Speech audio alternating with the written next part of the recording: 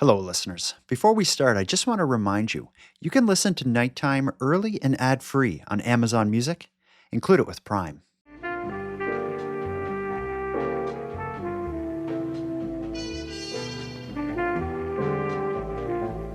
You are listening to the Nighttime Podcast. Hello, listeners, and welcome to yet another installment of Nighttime's listener contributed Encounters with Creeps series. If Encounters with Creeps is new to you, let me get you caught up. A while back, I asked you, the listeners of Nighttime, to share your personal encounters with unsettling, eerie, and downright creepy people. And well, it seems I've struck a nerve, as years later, I'm still receiving your responses, and I've been doing my best to bring these stories back to you. And that's what I'm going to be doing again right now. Tonight, we will collectively cringe at the 27th volume of your real-life stories that give us all a reason to carry pepper spray. Joining me is Madelayne Klein, and together we'll unpack stories of creeps at the mall, creeps with interest in buying leggings online, another dog who seems to be able to sense creeps, creeps on mushrooms, and so much more.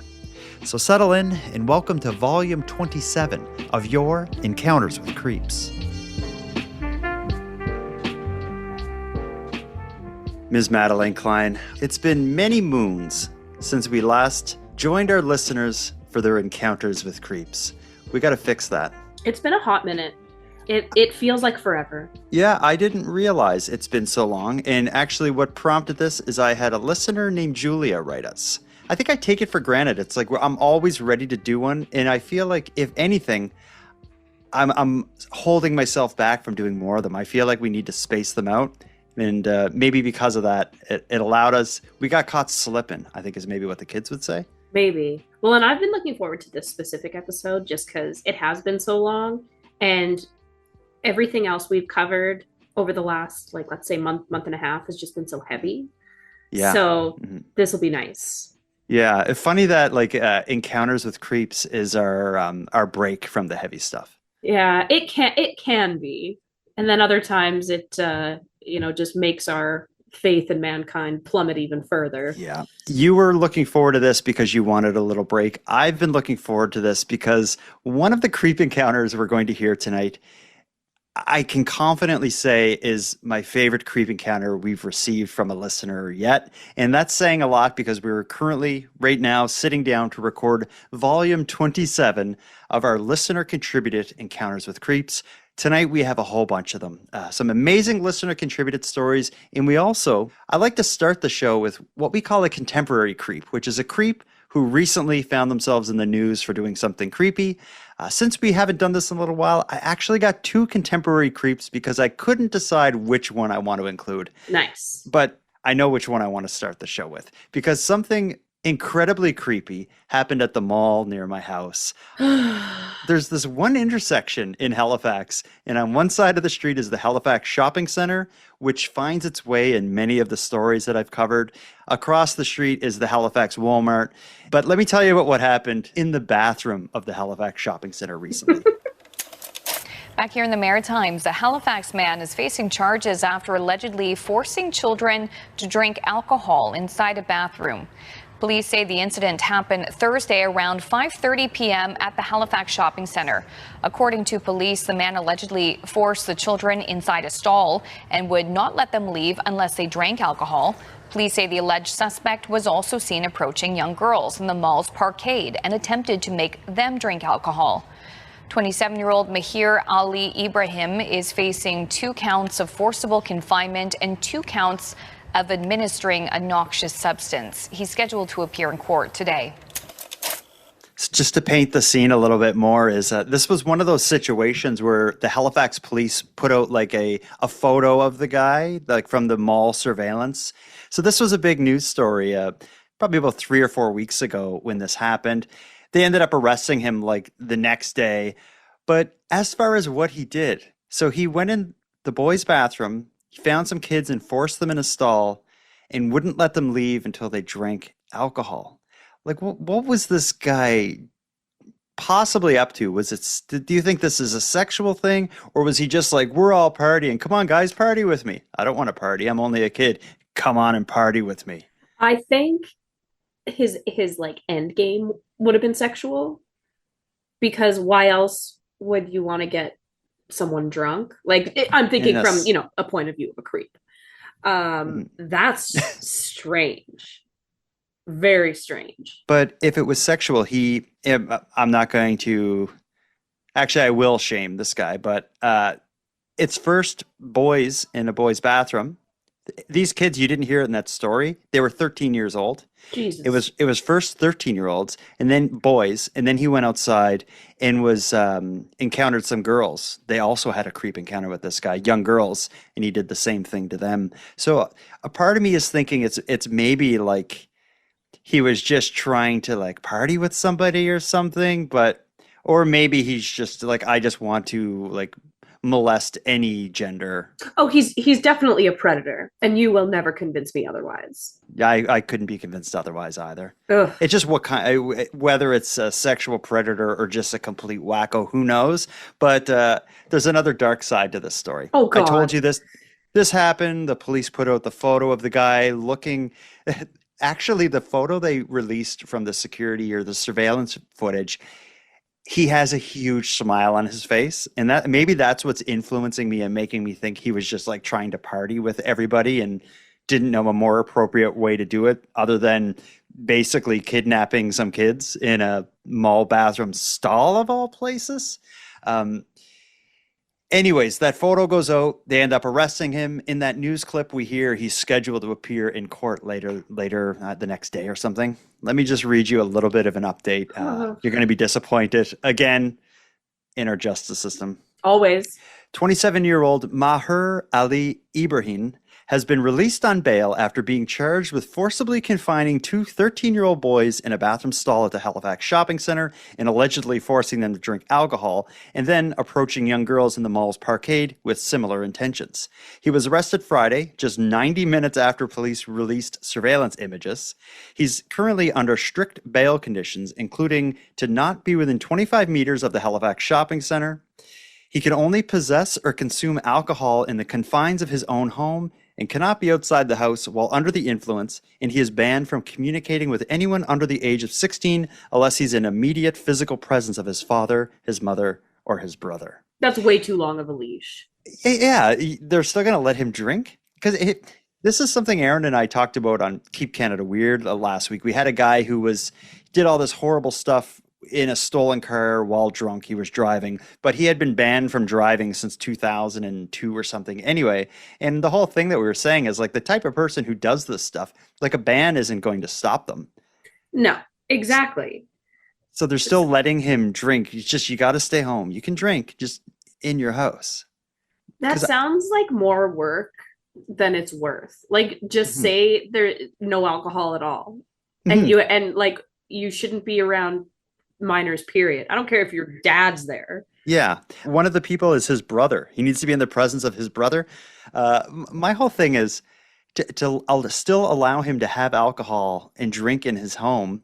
This whole offense would kind of imply to me that maybe this guy can't control himself when he's drinking. Right. And like he can drink at home and still go on the internet and prey on teenagers there. Like, what's happening here?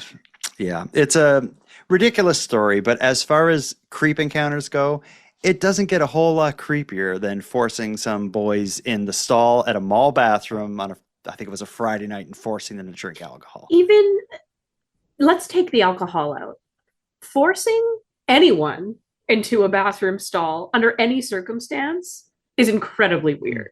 Yeah, and take the bathroom stall out of it and the alcohol out of it, forcing anyone into anything and not letting them leave until they do something. Yeah, it's incredible. So this guy takes that fundamentally creepy action of forcing someone in something and not letting them leave until they do something for you. He adds bathroom at the mall stall and drink alcohol. If this was a bingo card, we would have yelled bingo. Yeah. Mm-hmm. Let's get into the listener contributed stories, though. Since we're here talking about the Halifax Shopping Center, I get quite a few pieces of listener mail that reference the Halifax Shopping Center.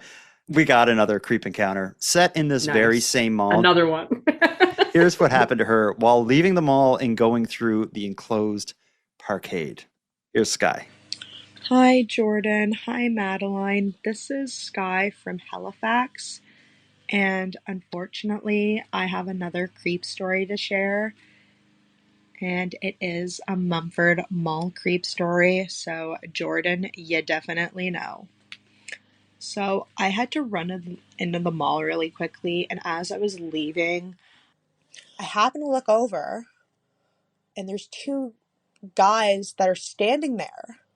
And they looked like they were probably in their mid to late 30s. And I don't know, they just looked like they were doing something sketchy. And I looked over and I was startled because obviously, like, there's two people standing there. And I don't know, I just got really anxious. And also, I didn't really want to interact with anyone. So I just got startled and I started speed walking. And I heard one of them say, "Oh, baby girl, don't run away, come back here." And I just got so put off by that. I started speed walking even more. And I happened to look behind me, and I kid you not, these two guys started walking towards me as if they were following me. So I ran all the way to where there's like the small little staircase, and then it leads to like that like one main busy intersection. I ran and I just kept running until I got there because I'm thinking, okay, there's going to be tons of cars that are going to be lined up there. There's going to be people walking on the sidewalk. If anything happens, there's people that are going to see this. And thankfully, nothing else happened. And I didn't have a second follow-up encounter with these creeps. But yeah, that is my creep story. So that all happened for the most part, other than when she was in the mall and when she actually got away from these guys in an again, like in an enclosed parkade. And that's a really creepy spot to encounter someone. If anyone's in a parkade and they're not like walking to or from their car, You shouldn't be there. I'm gonna assume they're a creep until they let me know otherwise. Yes, me too. And to catcall in a place like that, a lone female, two guys just being kind of sketchy in the corner. Like, I bet he even like looked at his friend to get like confirmation that yes, that was a great thing to say. It's so odd how these people seem to find each other. Like, yeah, like that's a great idea. Why don't you yell something at this poor woman? Were they so what is it? Is it that they think they have a chance of like picking up and like having sex with her in the parkade, or is it that they want to scare her and enjoy it? Yeah, I never thought of the second option because that's what I always think. I'm like, what do they think is going to happen? She's just going to like run over there and say, "Yes, please sleep with me." Right here in the urine-soaked hallway. Right? I mean, it's I guess Stranger Things, but I think they watch too much porn. It could be that. I think it's they're outnumbering her, and by making her feel uncomfortable, even more uncomfortable in that area, I think it gives them a little bit of a power thing. The power dynamic is way off because, again, they're outnumbered and she's uncomfortable and fleeing. I think that's a bit like, it's awesome. Ricky, you're crazy. They probably chuckled about it all day. I love going to the parkade with you. And they're like mid-30s, but I know exactly what they look like. Mm-hmm. I know exactly what these men look like. Yeah. We all do. I can picture them. Yeah, I can picture them. Let's start getting to the next set of creep encounters. We have a whole bunch tonight. We also have a contemporary creep a second contemporary creep, as I mentioned. Before we get into our first complete batch of listener contributed creep encounters, let's take our first break. When we get back, we're going to hear about Brina's great aunt and the creep that comes along with her after this break.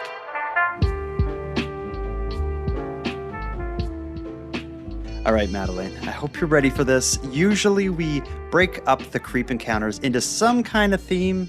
We're not doing that tonight. This is going to be a cornucopia of uncomfortable creep encounters. It's going to be the Wild West of creep encounters. There are no rules tonight other than trauma with a lowercase tea only. Perfect.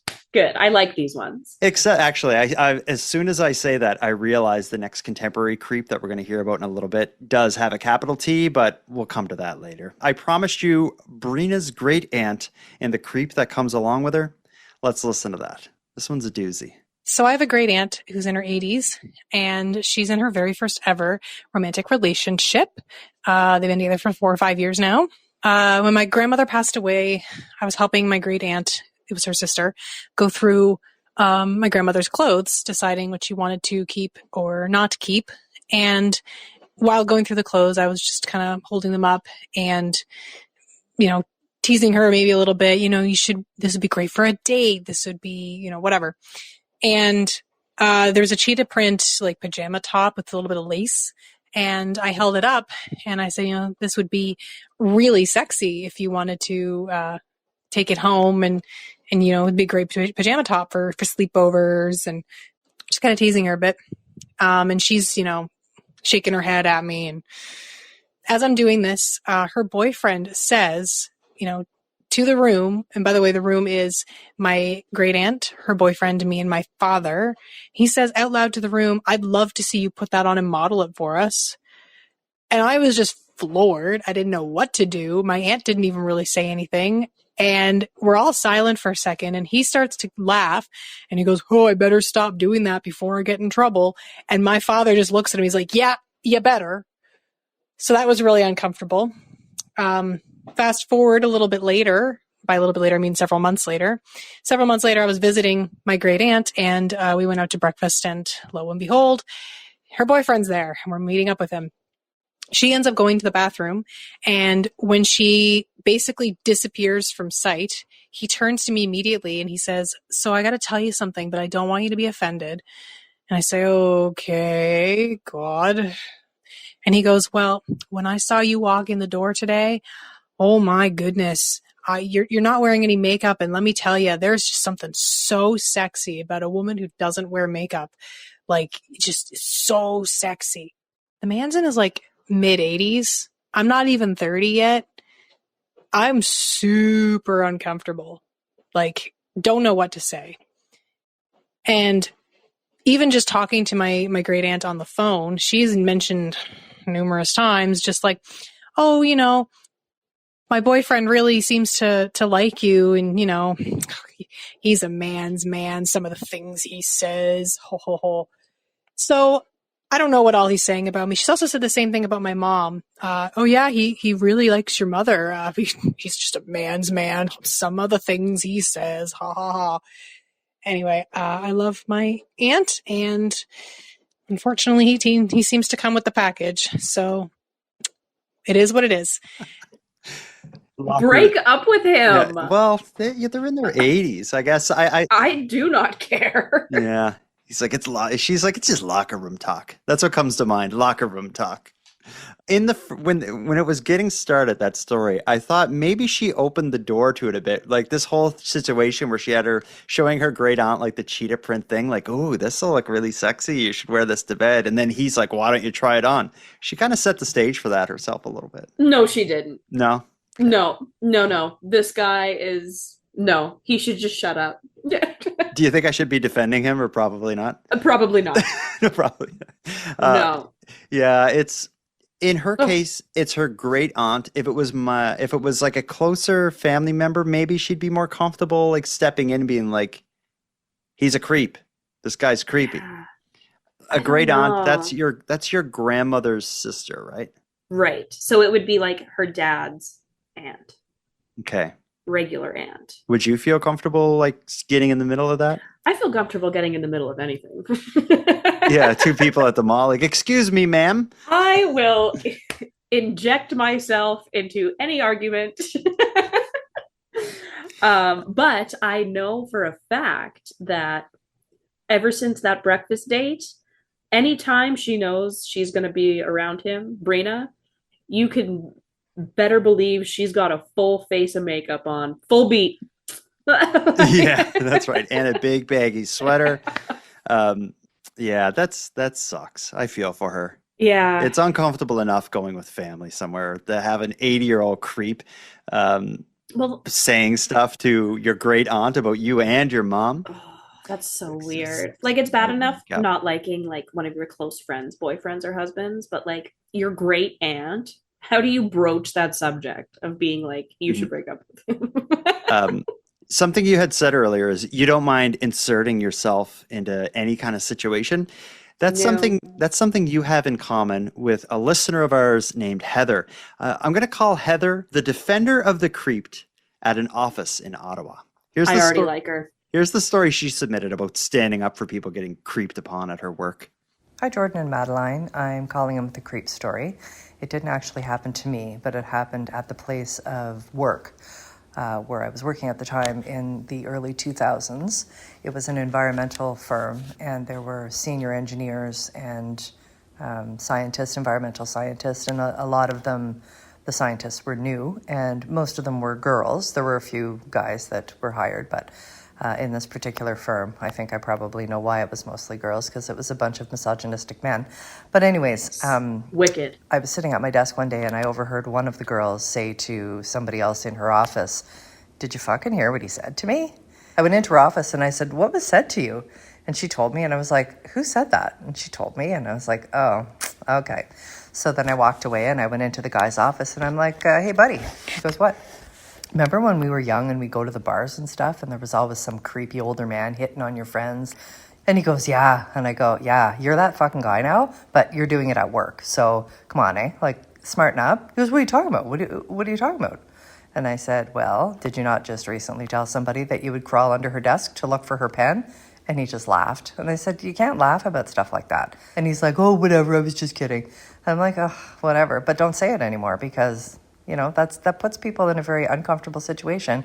And now you're that fucking creepy old man. So think about that before you open your mouth next time."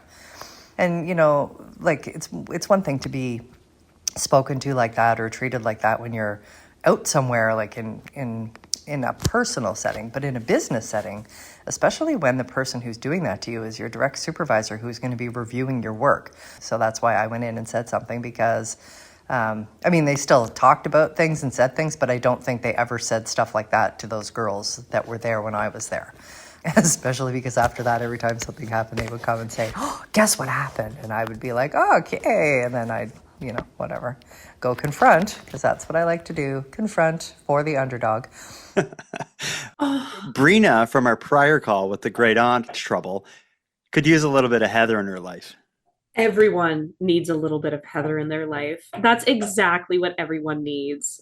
I love Heather. Oh my gosh. I just like the way it starts. She just overhears someone like saying to another person, "Did you hear what he said?"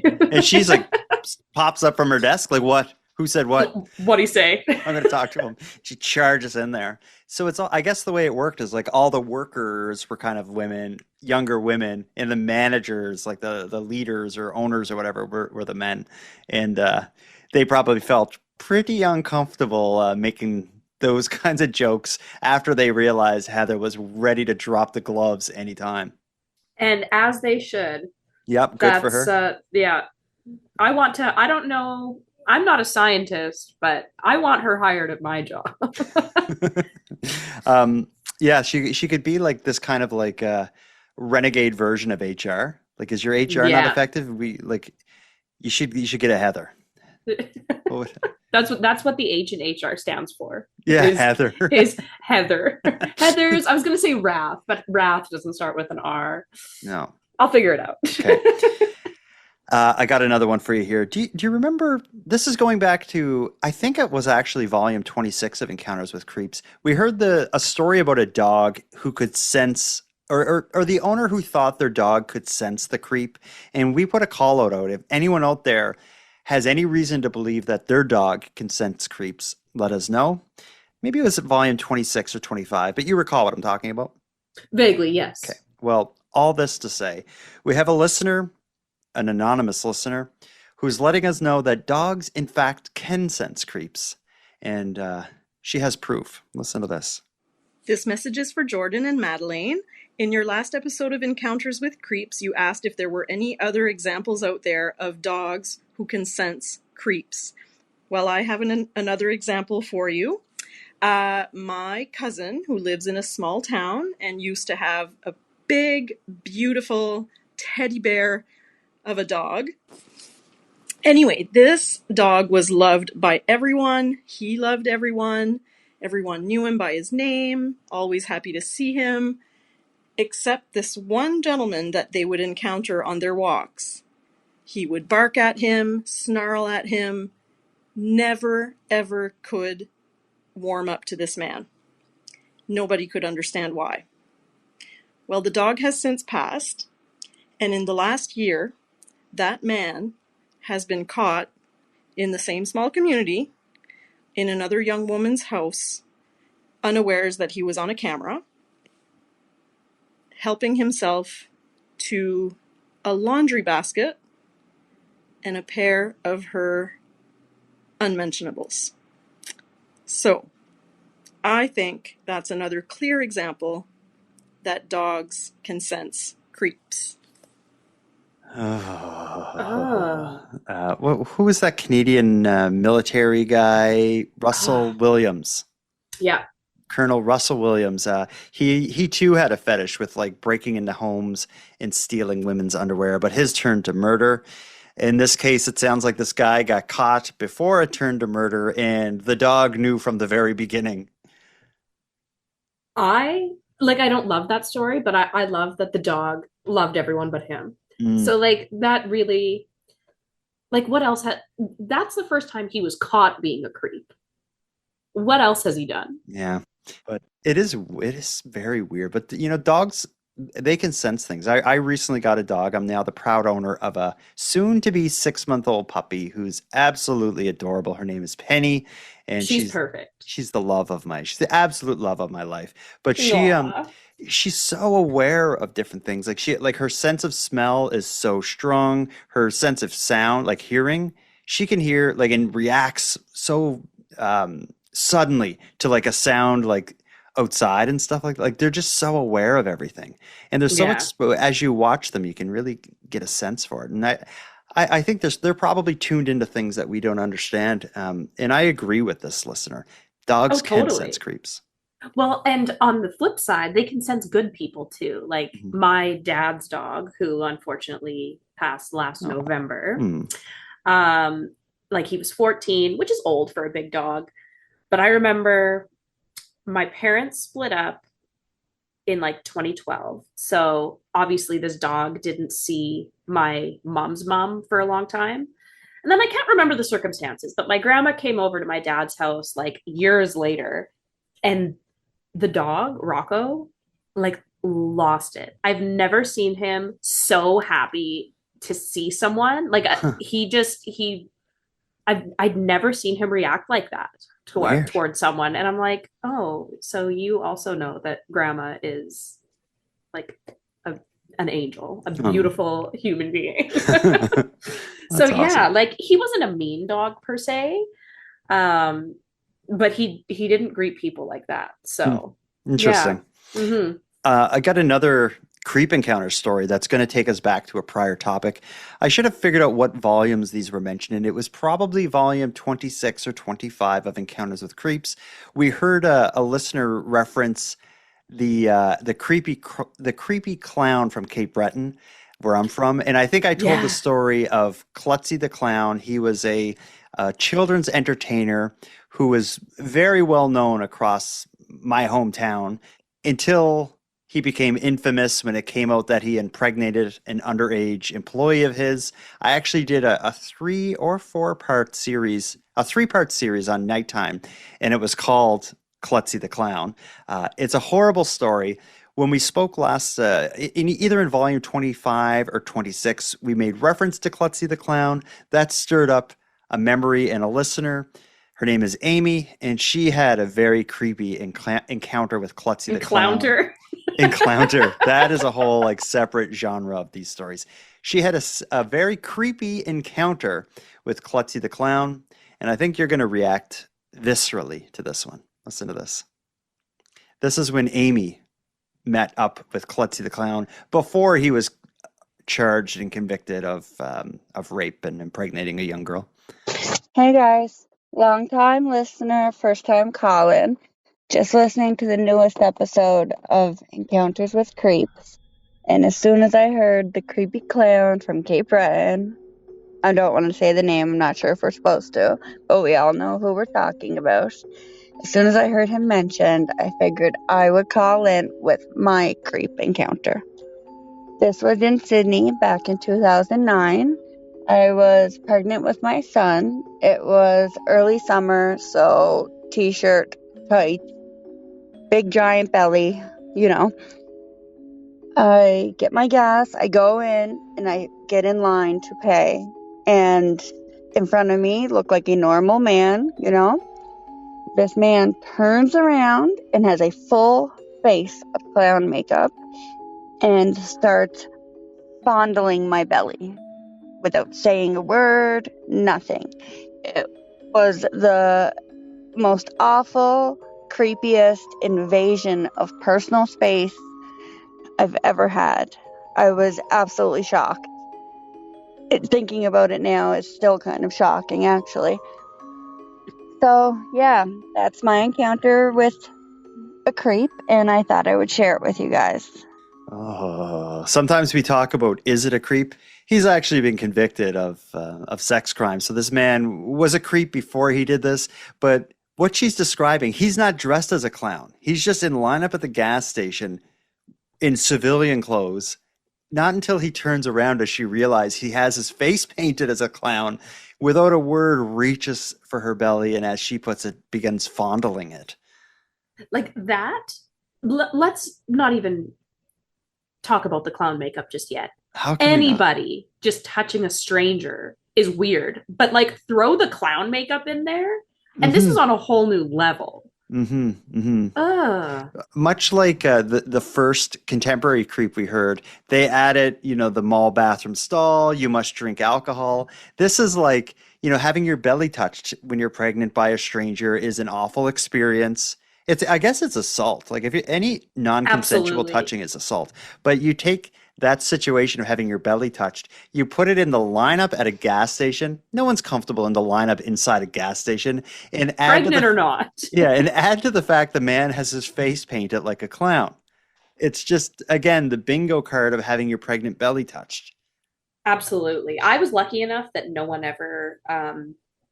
stranger ever came up and just touched me without asking. I don't even think a stranger asked. Regina woman claws face off stranger. Maybe I just have resting bitch face. Like I'm very unapproachable, I hope. Yeah. The guy's like, I'm not touching. I love babies and I love pregnant women. I'm not going near her. I don't know what's up with her today. And I hope that I'm not pregnant now, and I hope that keeps happening. Don't approach me. We won't approach you over the next probably 60 seconds or so, because we're going to take our second and final ad break of the night. When we get back, I have a contemporary creep that involves magic mushrooms and a sexual assault. It's a horrific story, and it's going to again make us mad at our justice system. But we'll get to that after this short break. Madelayne Klein, I told you at the beginning of the episode I had two contemporary creep stories. I couldn't decide which to include, so we're including both. This one is a wild story. The actual story itself is creepy as all hell. It's trauma with a capital T, so I'll warn you about right off the bat. It's going to eventually lead to a court decision that many people aren't agreeing with. It's going to involve a court decision that a lot of people have a problem with. I'm just going to set it up by saying it involves a man who ingested magic mushrooms, attacked a woman, and I'm pretty sure he's a free man walking the streets again. Listen to this story about the successful use of the I was high on mushrooms defense.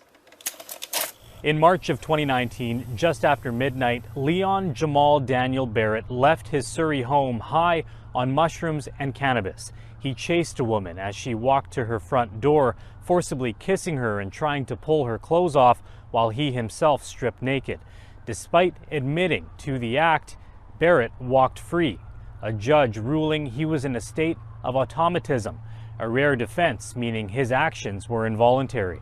Judge Tim Hinkson saying Barrett had a belief that all life had started from one cell splitting into two. He believed God was commanding him to find the other half, a woman chosen by God, and that God would sacrifice both of them during an act of sexual congress in order to save humanity. You can't decide that you're going to deal with your personal problems by getting high and then going and sexually assaulting a woman and then getting off because of a ridiculous type of loophole in the criminal system. It's appalling on every level. Expert testimony found Barrett was acutely psychotic, hallucinating, and delusional, despite having no history of mental illness. It was shown that this was not caused by mental disorder, therefore his acts were that of an automaton, and he couldn't be held to be criminally liable. This defense was once blocked in cases of self-induced intoxication.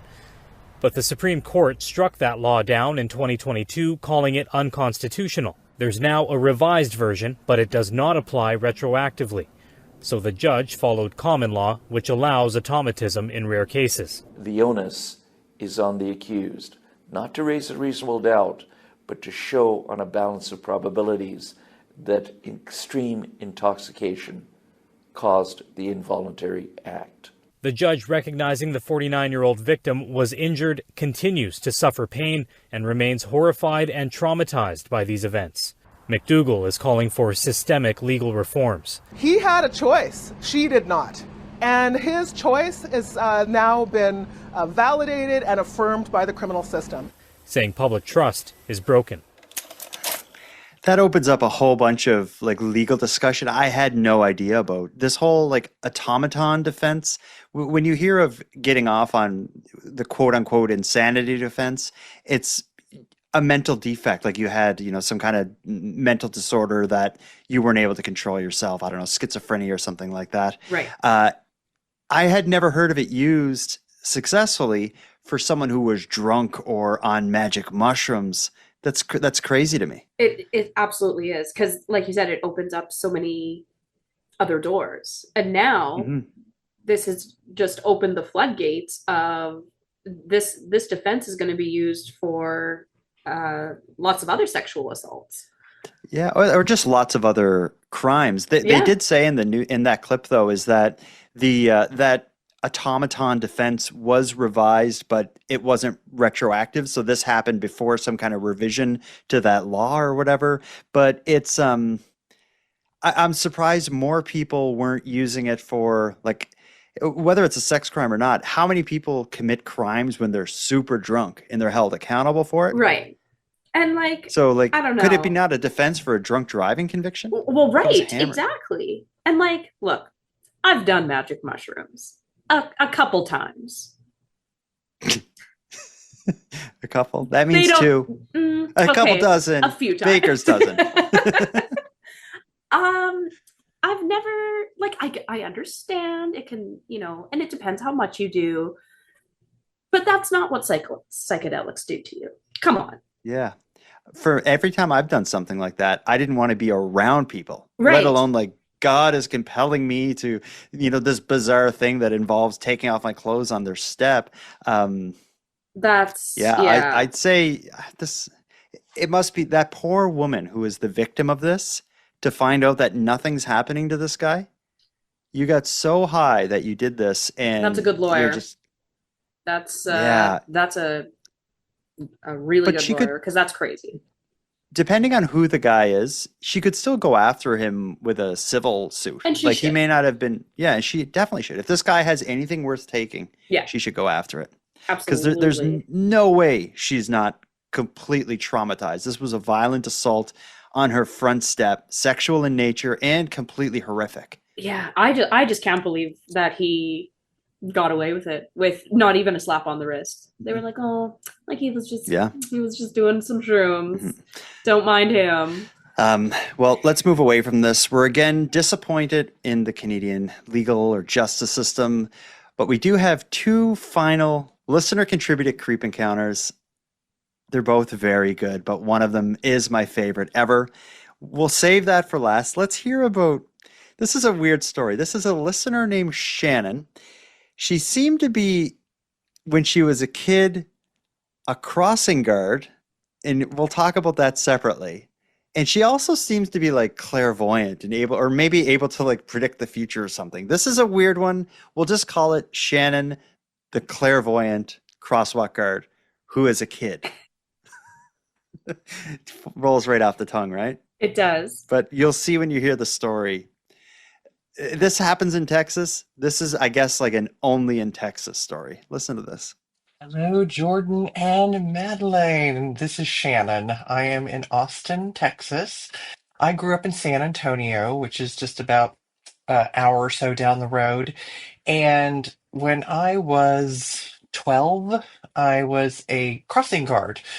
We had that at our elementary school where the fifth graders and the sixth graders, we had 1 through 6 grade, were able to be crossing guards if they had the right grades and etc. And it was considered kind of a privilege, and it was really exciting.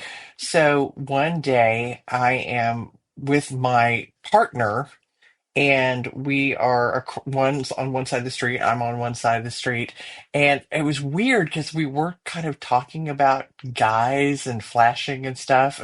And right at that moment, it's just so surreal. This guy, probably like 17 years old, he pulls up to the intersection, and I'm on a curb that's a little bit higher up, and I am on the passenger side of his car, and I look in, and he has no pants on at all. And I'm just flummoxed. I mean, I'd never seen a guy's genitalia before. And I laughed, and I was like, I'm telling my partner across the way, I'm like, you won't believe what I just saw. And of course, she didn't. I wouldn't exactly call it a creep encounter for me, but more the idea that this guy was driving around that way, probably trying to make sure that people were seeing him. And these are the kind of people that go on to do much worse things. So that story is like reason number 799 that children shouldn't be That's crossing right. guards. Well, yeah, I did that. It was called safety patrol, and it was and it was like mandatory. Really? They like made you do it. I think, yeah, it was grade like 5 or 6 or something like that. And you'd like go out with these fluorescent vests and stop signs, and then one person had a whistle. Oh, what the whistle's gonna do. The drunk driver's blowing through the school zone, like, hey. It was because it had to have been like 4 or 5 kids, one at each like corner of the intersection, and then when you blew the whistle, they'd all walk out with their Okay, that's crazy. That does not happen in Nova Scotia, as far as I know. I haven't seen it in years, so they probably were like, we shouldn't do this. Yeah, absolutely not. I worked in insurance for years, so I'm a bit like sensitive about like risk, and I can kind of predict like problems. Yeah, exactly. And this one, I'm just like, I don't know if it's a good idea to have the kids policing the crosswalks. Right. Whatever. A guy, she described him as being maybe 17. He's driving around the school with no pants on in his car. Red flags. Yeah, very red flag. We had a story a while back. One of the contemporary creep encounters was a guy who was like arrested near a playground, and I think he had like, I don't know what else you call it other than a cock ring. I don't know if there's a better way to say that. There's not, unfortunately. He had a device installed on his genitalia that prolonged erection. But anyway, this story's awful. But again, for me, the standout part is it's so foreign of an idea to me to have kids managing the crosswalks. I love how that's the most problematic part of this story for you. I bet you there's a lot of people listening that are probably like, oh, that's nothing. Like we had that growing up, like you said. But then there's the other half of the listeners. This is one of the most divisive stories we've ever featured on the show. Totally. Half of the people are shocked that this could happen. The other half are shocked that someone could think it's shocking. But let's get down to the bedrock of the creep. Why he's not only like has no pants on, but like went to a school at like home time on purpose. Yeah. That's so creepy. And he must be right outside the school, because if they were going to have the children managing the crosswalks, right, it wouldn't be 2 blocks away. It'd be like the one right outside the school. So he's... Oh, totally. If she knew his name and we Googled it, we would find out what became of him, because I don't think he did this once and then never tried it again. Like for people that like to expose themselves, please don't do it. But if you must, keep kids out of it. Yeah, absolutely. Let's move on to I don't know how to set this one up. I'm so excited to play this story. I'm not afraid at all that I overhyped it. This is going to be the best creep encounter.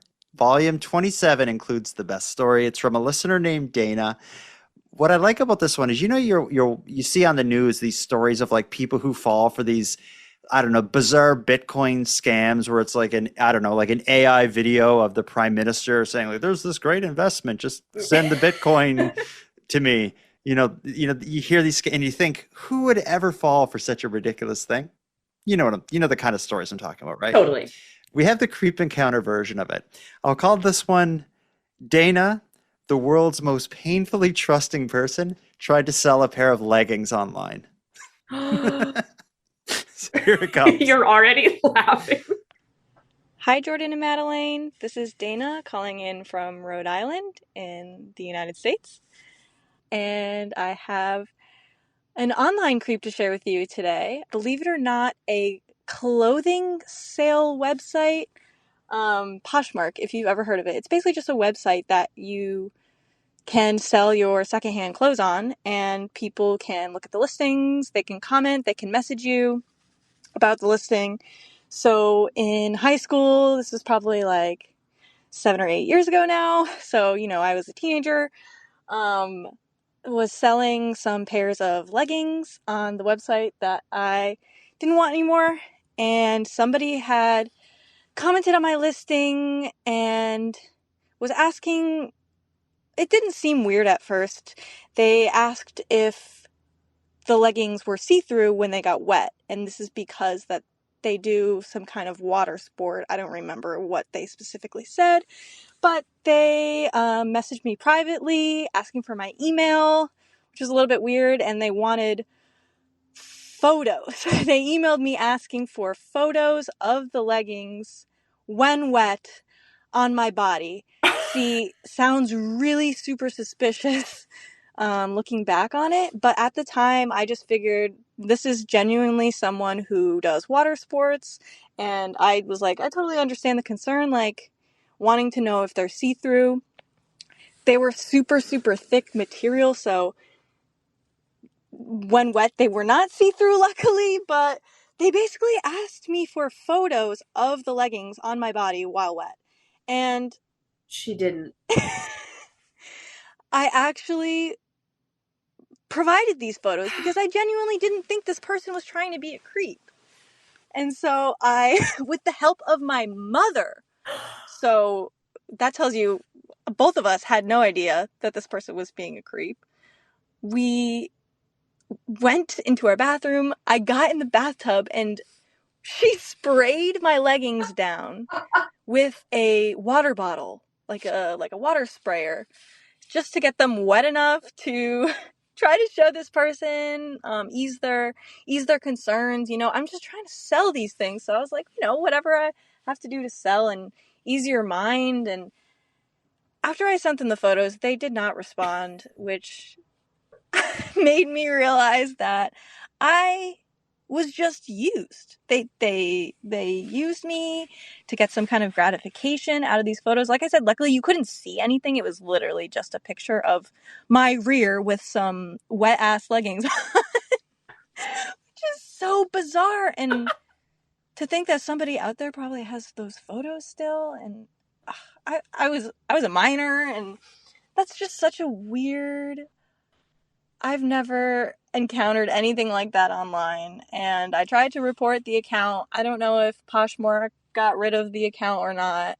And yeah, it's just bizarre. How many people is this person asking for photos of wet leggings? It's so bizarre. Anyway, love the podcast. Thanks, bye. Mom. Come on. Yeah, that's the cherry on top. Is it like, Mom?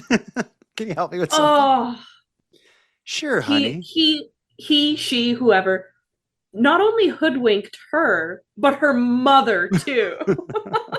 It's the strangest story, right? Like there's every kind of weirdo on the internet. I'm not surprised that there are weirdos that are kind of like stocking clothing kind of sales. Like, Well, I've seen it's never happened to me, but I've seen good screenshots about like a woman selling usually high heels, and then someone will message her and be like, "Can I see what they look like on?" that sort of thing. Yeah. Yeah. In this case, it's not even, can I see what they look like on? Like, can I see what they look like on and soaking wet? I feel like you would need to ask 25,000 people that to get one. That's dedication. Yeah, That's dedication. but the person who pulled one over on her, they sold it a bit more by talking to her and saying, like, I play water sports. I'm looking for leggings that aren't see-through. So they had a bit of a story. They were trying to make it happen. And She just cared so much. But this was like 7 or 8 years ago, and the internet was rampant back then too. Her mom should have had some sort of alarm bells going off. No? It shocks me that they haven't. But when you hear these stories of, I was scammed by this psychic who told me they would make someone fall in love with me if I gave them $25,000 and they'd remove the curse on my family, or I was sending Bitcoin to somebody, I actually thought it was Britney Spears, but it turned out to be an AI thing. You know, you hear these stories and you're like, people fall for that. Yeah, my friend's mom got catfished by a David Spade catfish. Like someone pretending to be David Spade? Yes. Of all the people, who would even want? Well, I think that makes it believable. Like if they had said Brad Pitt, you wouldn't have believed them.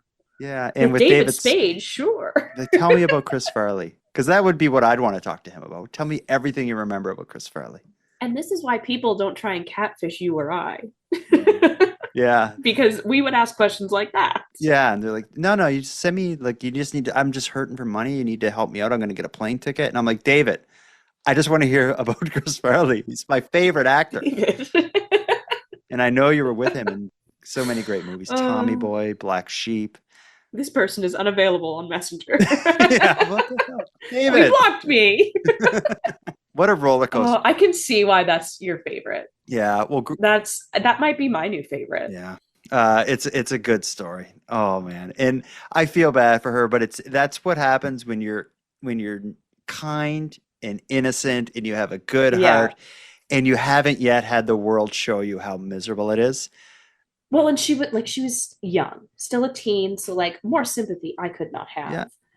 I'm more alarmed that her mother wasn't alarmed. Because even as the story was being told, I could see you react and like reacting, knowing where it was going to go. I feel like, yeah, when she came to Mom, like, Mom, there's this someone's interested in buying these pants, but they want to see them on me soaking wet. Wait a minute. Because, in past episodes, you've often said, like, I think this is my favorite. I think this is my favorite. There was no think this time. You were like, this is my favorite ever. It is. This is a concrete answer. Yeah. I need to remind people the way you can send us a voicemail is by going to nighttimepodcast.com/contact. There's a voice recorder. If you have a creep encounter to share or anything you want to say, go there right now and send it to us. And if your voice is aired on the show, that same website, nighttimepodcast.com/contact, there's a button that says claim your swag pack. And what that is a little reward for sharing your story or sharing your voice with us. We'll send you a little bit of a Nighttime Podcast swag pack. So things like stickers and pins and such. We'll send it free right to your home in a hot pink envelope because they were on sale at the dollar store. That's why they're hot pink. I call them hot pink swag packs. I like it. I like it a lot. Anyway, this has been a roller coaster. Volume 27. This show only gets better with age, so I'm sure a lot of people will be inspired to send their creep encounters, and I look forward to hearing what comes in volume 28. This one was fun. I don't know if anyone will be able to top the leggings, but I want people to try. I want to thank you for joining us for this episode of Nighttime. A huge and sincere thanks goes out to everyone who took the time to share their creep encounters with us. These stories serve as a great reminder to keep our eyes open and our wits about us. And to any other listeners who have a story to share, we're going to be doing a whole bunch more volumes of this series, and we'd love to hear your story. You can share it with us by using the voice recorder at nighttimepodcast.com/contact. If you got a story to share, go to the site now. The voice recorder is easy to use, and don't worry about any mistakes or misspeak, as I'll edit before anything goes to air, and I'll make sure we're all sounding our best. We're excited to hear your story. Now, with that said, I'm going to start wrapping up this episode, but before I part, I have some thanks. First, a big thanks to Madelayne for sharing another evening with me and with you, the listeners of Nighttime. A thanks to Monty Datta, who contributes the music for this show, and Linz from the Dystopian Simulation podcast, who provides my intro and outro voiceovers. And then lastly, but most importantly, a massive thank you goes out to each and every one of you listening to Nighttime, as without your interest and your support, this show would be as pointless as it would be impossible. Now, on the topic of support, let me thank the newest subscribers to the premium feed. Lolo, Sarah, and Jory, we appreciate you. And for anyone else who'd like to support the show, you can help us out here in a variety of ways. First of all, a premium feed subscription costs just a couple bucks a month, and that money will fund the creation of new episodes. But the premium feed will also give you those episodes 2 days early, give them to you ad-free, and give you access to a back catalog of episodes. If that sounds like something you're interested in, you can go premium right now at nighttimepodcast.com/subscribe. And even if you don't want to go premium, you can still support the show by sharing this episode on social media and letting all your friends know why they should listen. Your support is very much appreciated. So until next time, take care of each other, hug your loved ones tight, and let me know if you see anything weird. The Nighttime Podcast is written, hosted, and produced by Jordan Bonaparte.